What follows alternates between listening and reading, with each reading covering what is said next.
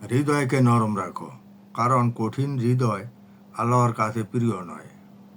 যে ধৈর্য ধরে সে কখনো ব্যর্থ হয় না, কারণ আল্লাহ তার জন্য ভালো কিছু রাখেন। জীবনটা ছোট, তাই ভালো কাজ করো, কারণ একদিন সব কিছুর হিসাব হবে।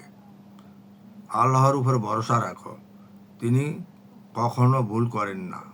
তোমার জন্য যা ঠিক সেটাই তিনি দেন।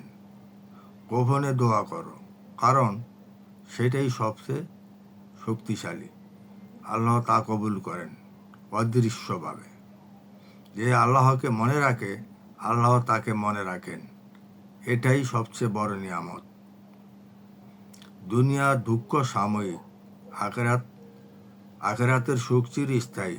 তাই ধৈর্য ধরো, সব ঠিক হয়ে যাবে।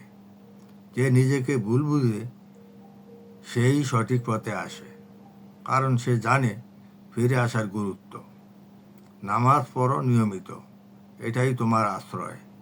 সেখানে তুমি পাবে সবচেয়ে বেশি শান্তি।